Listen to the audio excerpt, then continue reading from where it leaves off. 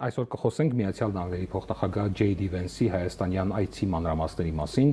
Սա դիվանագիտություն, թե աշխարհաքաղաքական խաղի նոր կանոններ են։ Մեզ հետ փորձագետ Արմեն Պետրոսյանն է, շնորհակալություն հրավեր ընդունելու համար։ Ես եմ շնորհակալ։ Կարող ենք ասել, որ այս այցով դրվում է Միացյալ Նահանգների տարածաշրջանում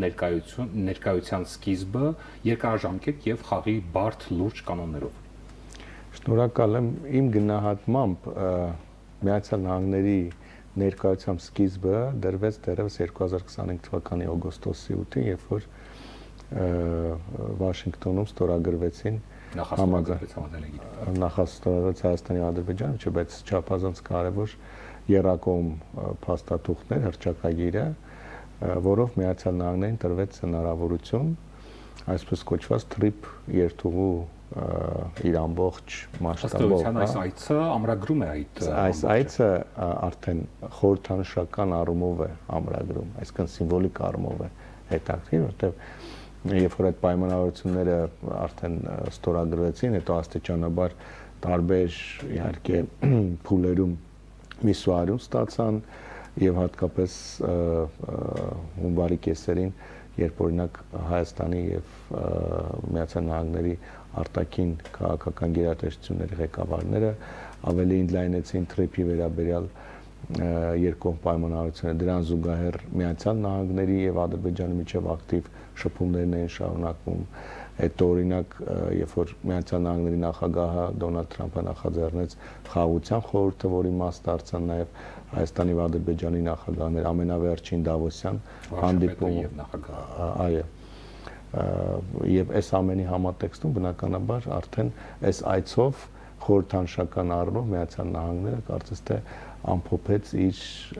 ներկայության մեկնարկը ռազմավարական առումով այս շատ կարևոր տարածաշրջանում Միացյալ Նահանգները, որ տեսեք, այս տարածաշրջանը միշտ է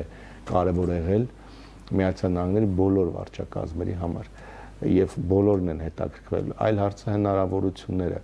Դոնալդ Թրամփի վարչակազմի համար հնարավորություններ եղան եւ նրանք օգտագործեցին եւ այդ հնարավորությունները առաջին հերթին պայմանավորված էին աշխարհաքաղաքական իրողություններով, Ռուսաստանի զբաղվածությամբ, Ուկրաինայի պատերազմով, Իրանի շուրջ խնդիրներով եւ իհարկե Հայաստան-Ադրբեջան երկկողմ հարաբերություններում արձանագրված վերջին միտումներով։ Ինչ եք կարծում, սա նոր փուլ է բացում Երևան-Մոսկվա հարաբերություններում։ Երևան-Մոսկվա հարաբերությունների ոչ թե ես չի ասի նոր փուլ, պարզապես Երևան-Մոսկվա հարաբերությունները ավելի չափելի հուն են վերադառնում եւ ավելի օբյեկտիվ հիմքերի վրա, որտեղ նախկինում Հայաստանի եւ Ռուսաստանի միջև ռազմավարական գործընկերություն, դաշնակցային հարաբերություններ, Հայաստանի ներկայություն, անդամակցություն Ռուսաստանի նախաձեռնած տարբեր ձևաչափերում, բայց 2020 թվականի պատերազմը, Արցախյան, հետո դրան հաջորդած տարբեր զարգացումներ, Ադրբեջանի հարձակումը Հայաստանի իշխան տարածքի դեմ, ՀԱՊԿ-ի անգործությունը, Արցախի հետ տեղի ունեցածը, այդ բոլորը ցույց տվեցին, որ այն հարաբերությունները, որոնք եղել են փաստաթղթերով ամրագրված եւ որոնց մասին եղել է բարձրագույն հռետորաբանություն, գետնի վրա դրանք օբյեկտիվ չեն, իսկ ներկայում արդեն ավելի օբյեկտիվ հուն են վերադառնում եւ Ռուսաստանի Դաշնությունը աստիճանաբար հասկանում է, որ իր հնարավորությունները ընդհանրապես Հարավային Կովկասում, նաեւ Հարավային Կովկասի առանձին երկրների հետ, թե Հայաստանի, թե Ադրբեջանի հետ բովանդակային առումով փոխում են իրենց բնույթը եւ դա միայն երկկողմ հարթությունում չէ, այսինքն այդ փոփոխությունները միայն Հայաստան, Ռուսաստան, Ադրբեջան, Ռուսաստան, Վրաստան, Ռուսաստան հարաբերություններով չի պայմանավորված։ Դա մեծապես պայմանավորված է նաև այն մրցակցությամբ, որը կա նաև մեր տարածաշրջանում եւ այդ հարաբերությունների վրա բնականաբար ազդում են Ռուսաստանի մրցակիցների ավելի պրոակտիվ քաղաքականությունը մեր տարածաշրջանում։ Նույն TRIP-ը ինչի արդյունքում էր։ Նրա արդյունքում Միացյալ Նահանգները ավելի ակտիվ սկսեց գործել, ավելի նախաձեռնողական հետևողական եւ նրա դերակատարումը, նրա ներկայությունը մեր տարածաշրջանում շատ ավելի նախընտրելի դարձավ Հայաստանի եւ Ադրբեջանի համար, անգամ նրանք Մոսկվան թողեցին, գնացին եւ Միացյալ Նահանգներում նախաստորագրեցին խաղաղության համաձայնագիր։ Տեսեք, հիմա Մեծամորի ատոմակայանը Ռոսատոմի կառավարման տակ է, ներքո է։ Ռուսաստանը սա դիտարկելու է որպես մարտահրավեր, ինչ եք կարծում։ Միանշանակ այն ինչ որ տեղի ունենում այս պայն Հայաստանում Ռուսաստանի այսպես ասենք աշխարհակահական մրցակիցների ակտիվացման արդյունքում դա կլինի թե Հայաստան-Ադրբեջան խաղաղության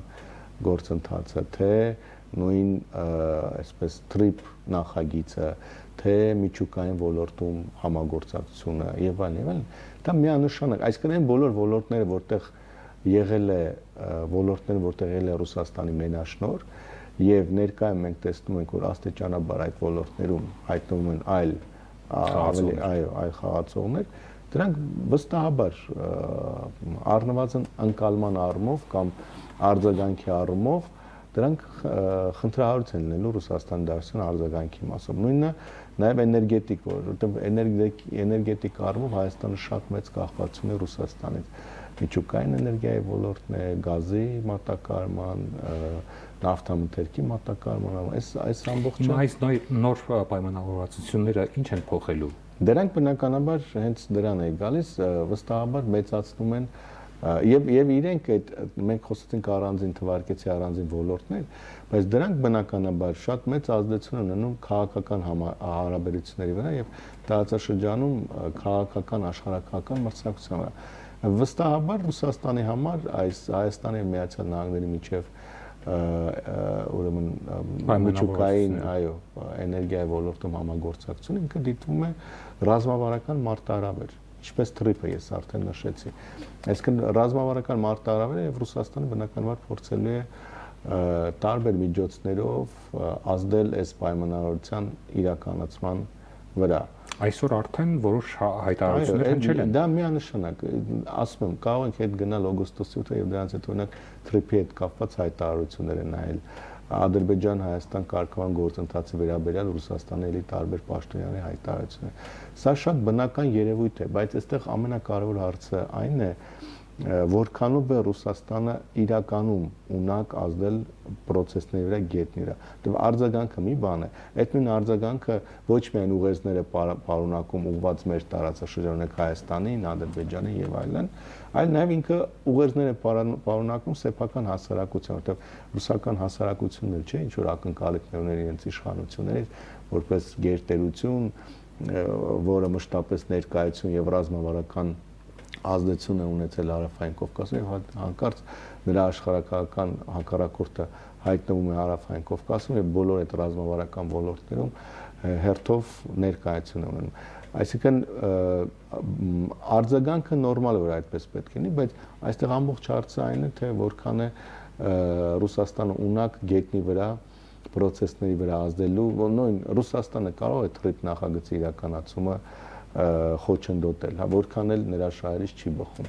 Մեծ հաշվով ոչ, այստեղ Միացյալ Նահանգների դերակատարումը շատ կարևոր է։ Այս բան Միացյալ Նահանգների հարաբերությունները շատ կարևոր են Ռուսաստանի համար։ Ռուսաստանը կտրուկ քայլերի չի գնում Ռուսաստանի հետ Միացյալ Նահանգների հարաբերությունների այսպես որակը փոխելու, որտեղ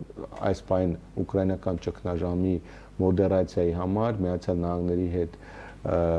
այսպես ասենք կառավարելի հարաբերությունները շատ կարևոր են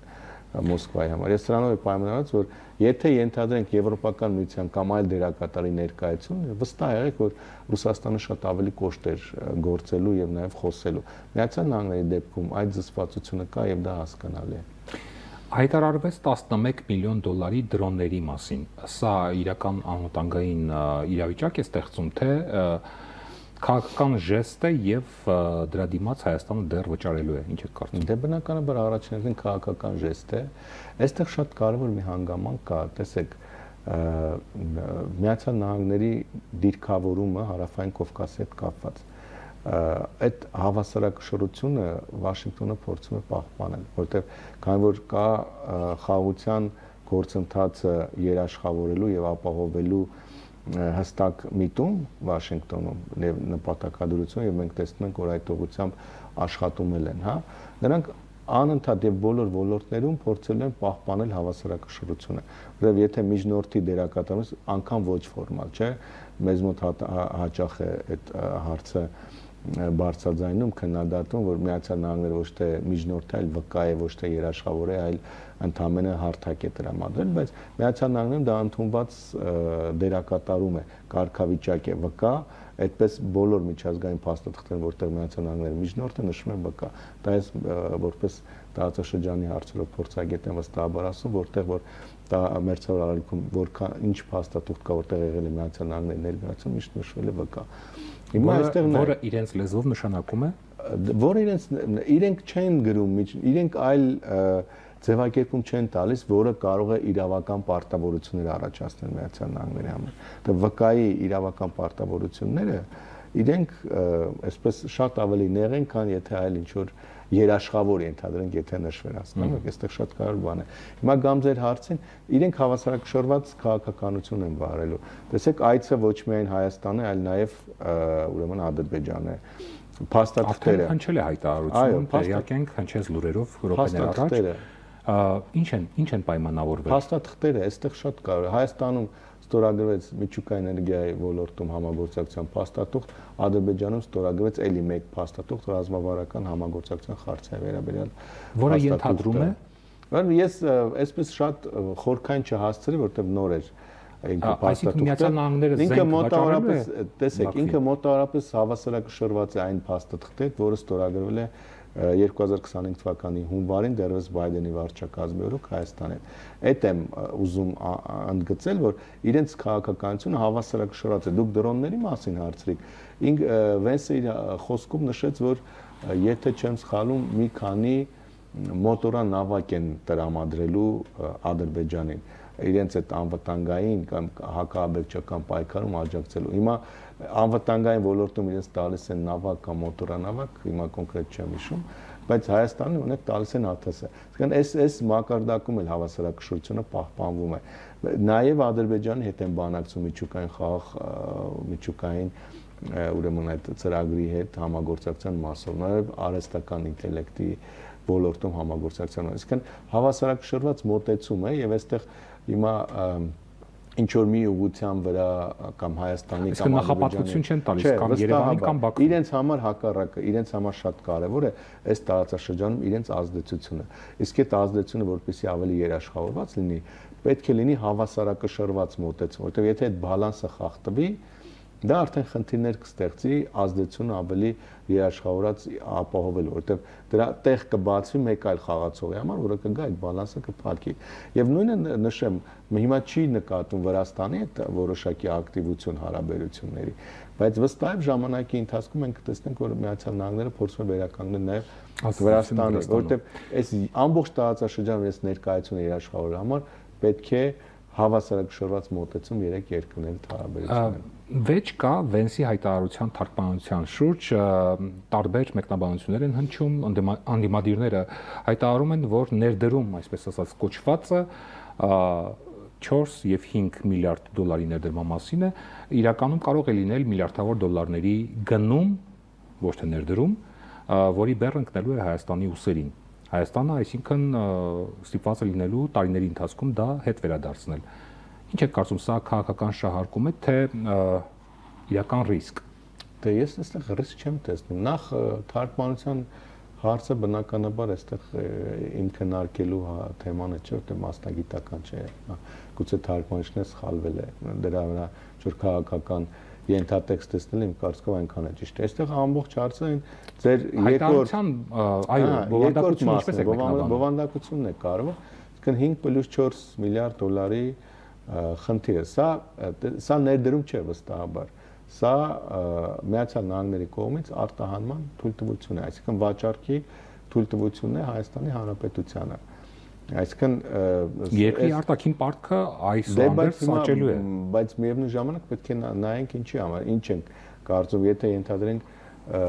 այս Միացյալ Նահանգների հետ չէ Ռուսաստանի Դաշնության նվիրատվություն են անելու, իհարկե ոչ։ Այսինքն այս ոլորտում, այսինքն նոր ատոմակայանը ինքը լինելու է ինչ-որ մի երկրի կողմից ծառայությունների, տեխնոլոգիաների վաճառքը, մեկ այլ երկրի։ Ցանկացած երկիր որն էլ լիներ, բնականաբար պարտքի կամ այսպես ֆինանսական ինչ-որ բեռ առաջացներ, բայց պետք է նայել ավելի առաջ, չէ,